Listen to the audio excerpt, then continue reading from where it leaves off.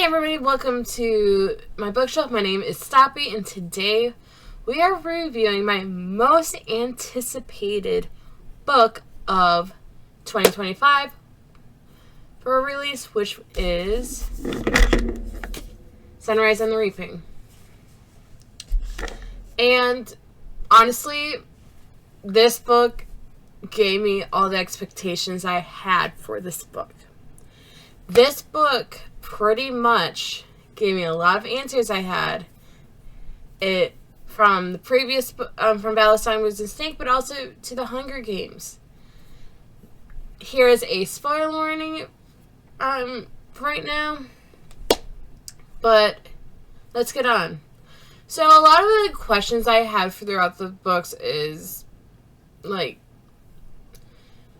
one was like, what happened to Hamish's family? What happened to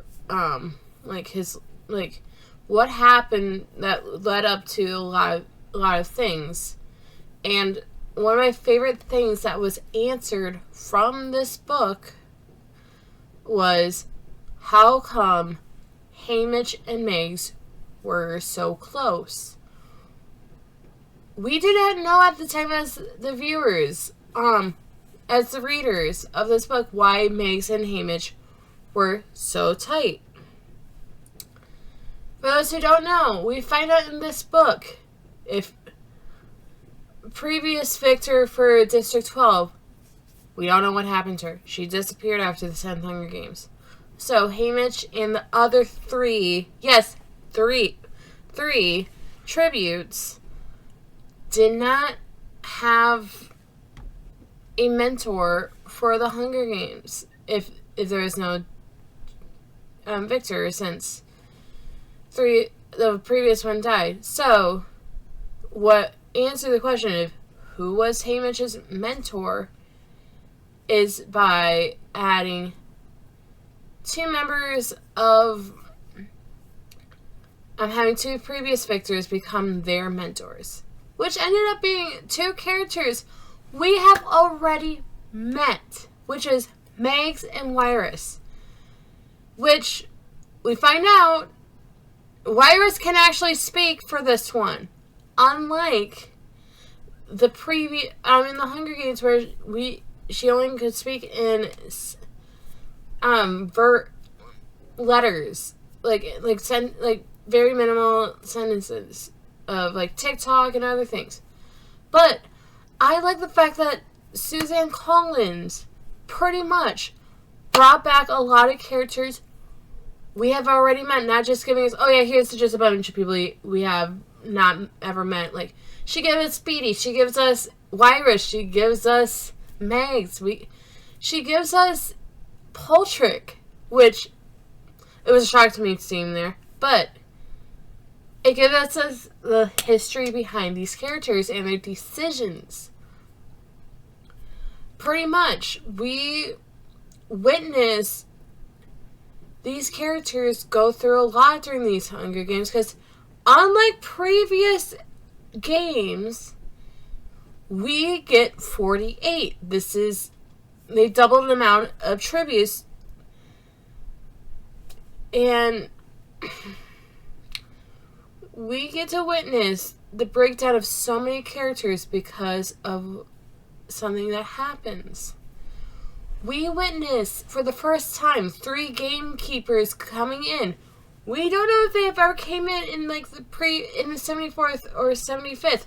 We do know in the 10th they did come in just to rescue another mentor, but it's still different. We also witness the government coming in and pretty much bringing a character that so many of us loved, but like we grown to love these characters, but she gets killed. Luelle, who was supposed to be one of the 4 tributes for District 12, dies due to a crash during the ceremony.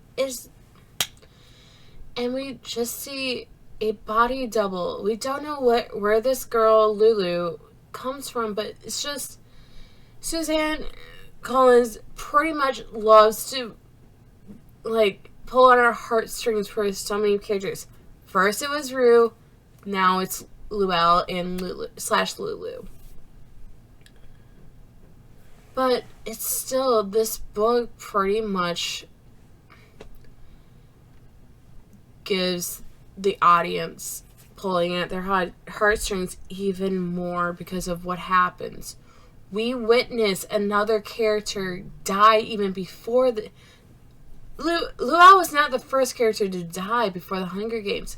It was the original tribute for the Hunger Games that for a District 4 to die.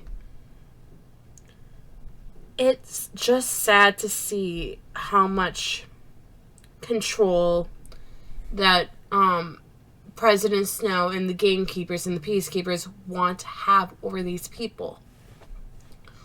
We have characters, families ripped from them. Not just this Hunger Games, but other ones. Which brings me to the point of Beetee. Beetee, who has to become a mentor for his own kid. Why? We semi know that he did something to upset President Snow, who likes to have control over his tributes, if you think about it. And we just watch Beetee, like, go downhill because his son, we know from reading it, we know Ampert, his Beetee's son, will not make it. We know the winner because we are told beforehand who wins the 50th, because Haymitch and Katniss are from the same district. And I've already said that the mentor, like the previous victor of District 12, we don't even know what happened to them.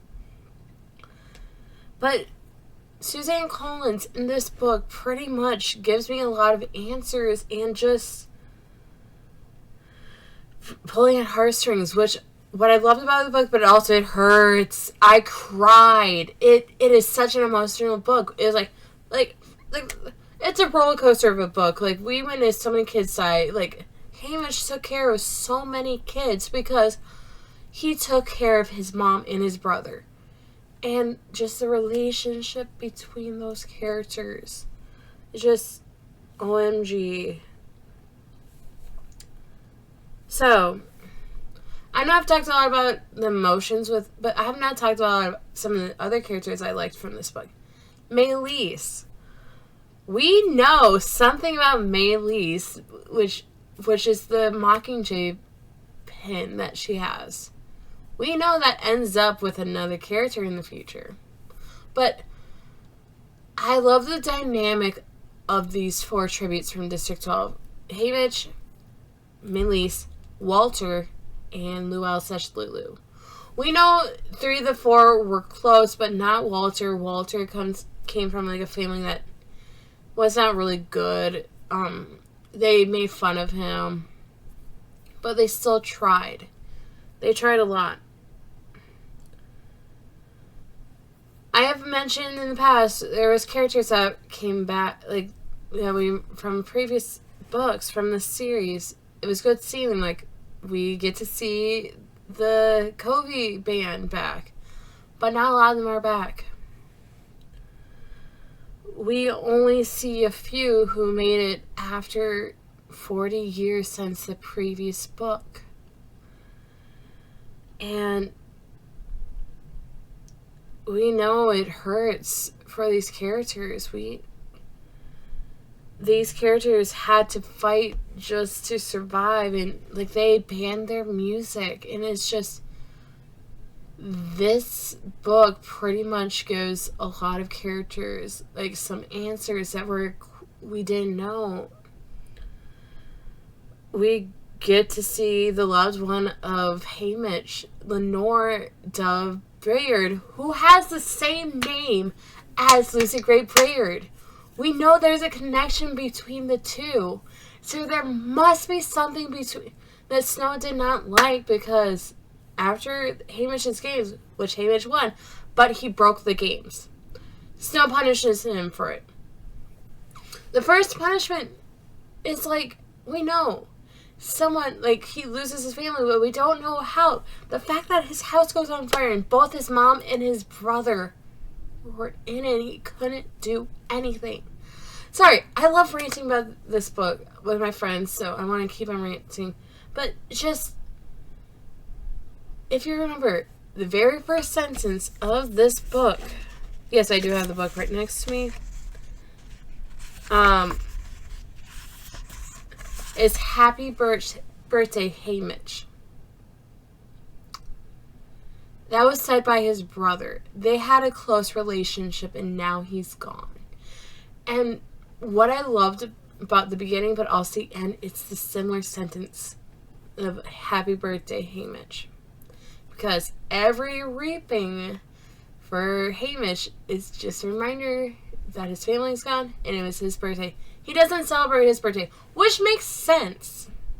But there were characters who did try and help him. Like, which we get to see. Young Astrid and young Burdock Everdeen.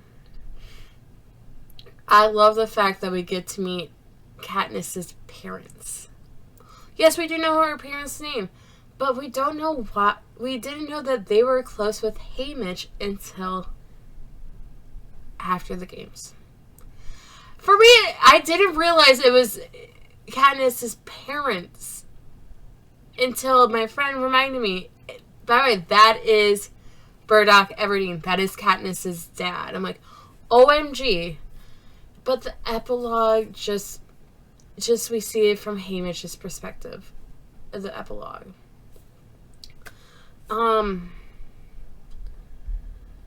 Sorry, I'm just looking over at my review that I have on Tome. If you don't know, I'm on Tome, which is a bookish app for readers and authors. I love, like, this is like one of my favorite books I've read recently. A lot of the things made sense for what Suzanne Collins wrote in this book. And we get answers of stuff that we did not know at the time. The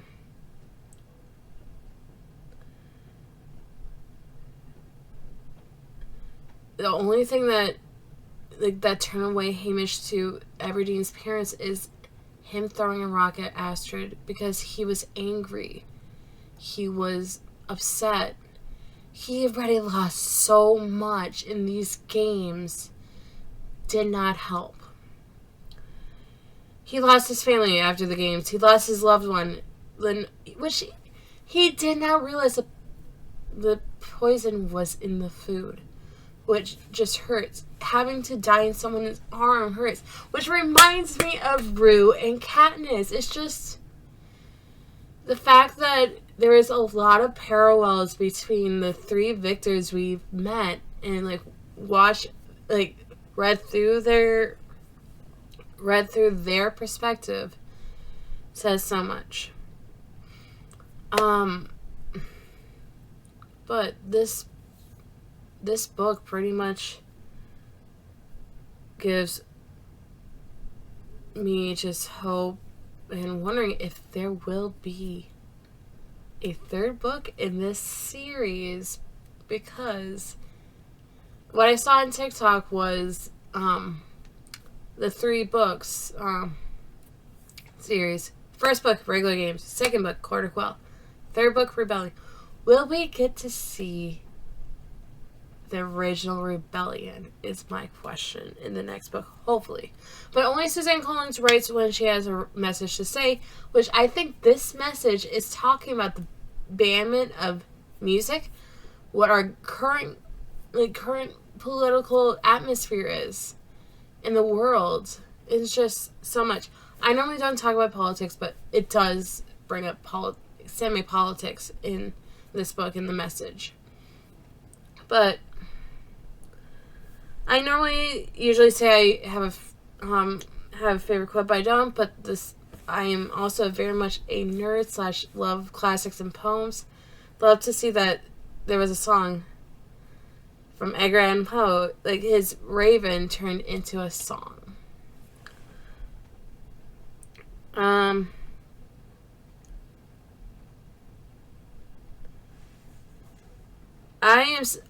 It took me a long time to deal through this. I'm also still recovering from a TV show I watched where a main character died. But this book was great. I gave it 5 out of 5 stars. I really love this book compared to some of the other books I've read recently. I liked it more than Ballad of Songbirds and Snake.